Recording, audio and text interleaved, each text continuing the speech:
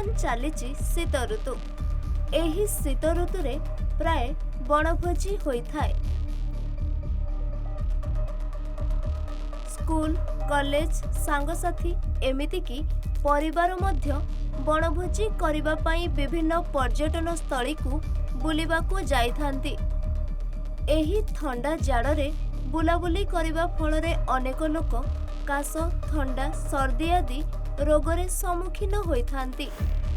ହଁ ଆଜ୍ଞା, ଖାଲି ଲୋକମାନେ ନୁହନ୍ତି, ଅନେକ ଛୋଟ ଛୁଆଗୁଡ଼ିକ ମଧ୍ୟ ଅଧିକାଂଶ କାଶ ଓ ଥଣ୍ଡାରେ ପଡ଼ିଥାନ୍ତି।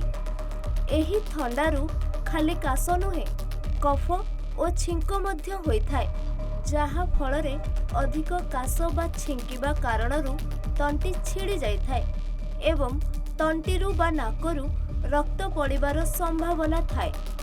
ରାତିରେ ମଧ୍ୟ ଶୋଇବା ବେଳେ ଅଧିକାଂଶ ଛୁଆ ବା ବଡ଼ ଲୋକମାନେ ଥଣ୍ଡା ଓ ଶୁଖିଲା କାଶରୁ ଶୋଇପାରନ୍ତି ନାହିଁ ଏବଂ ଗଳାରେ କଫ ଜମି ନିଶ୍ୱାସ ନେବାରେ ମଧ୍ୟ କଷ୍ଟ ହୋଇଥାଏ। ତେବେ ଜାଣନ୍ତୁ କ'ଣ କଲେ ଆପଣ ଏଥିରୁ ମୁକ୍ତି ପାଇବେ। ଜାଣନ୍ତୁ ଏହାର ପ୍ରଥମ ଉପାୟ।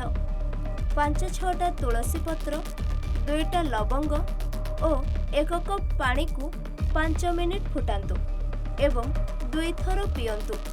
ଏହା କଫ ଛାଡ଼ିବାରେ ସାହାଯ୍ୟ କରେ। ଦ୍ୱିତୀୟ ଉପାୟ, 1 ଚାମଚ ଗୁଡ଼, 1 ବା 2 ଚାମଚ ଘିଅକୁ ଗରମ କରି ମିଶାଇ ରାତିରେ ଶୋଇବା ପୂର୍ବରୁ ଖାଆନ୍ତୁ। ଏହା ରାତିରେ କାଶ କମାଏ। ତୃତୀୟ ଉପାୟ, 2 କପ୍ ପାଣିରେ 7-8ଟି ତୁଳସୀ ପତ୍ର, ଛୋଟ ଅଦା ଖଣ୍ଡେ, 2-3ଟି ଲବଙ୍ଗ ଏବଂ ଛୋଟ ଡାଲଚିନି ଖଣ୍ଡେ ପକାଇ ଫୁଟାନ୍ତୁ। ପାଣି ଅଧା ହୋଇଗଲେ ତାକୁ ଛାଣି ମହୁ ମିଶାଇ ପିଅନ୍ତୁ।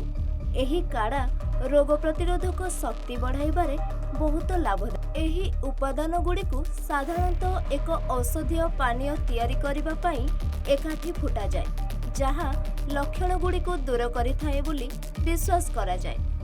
ଏହି 3ଟି ଉପାୟରୁ 2ଟି ଉପାୟ ଆପଣ କରିକି ଦେଖନ୍ତୁ। ଆପଣଙ୍କର କାଶ, କଫ ଦୂର ହୋଇଯିବ ଏବଂ ଏହି ସବୁ ଉପାୟ ଗୁଡ଼ିକ ମଧ୍ୟ ଆପଣ କରନ୍ତୁ, ଦେଖିବେ ନିଶ୍ଚିନ୍ତ ଭାବରେ ଆପଣଙ୍କୁ ବହୁତ ସୁଫଳ ମିଳିବ। ବ୍ୟୁରୋ ରିପୋର୍ଟ, ସୂଚନା ଟିଭି 24x7।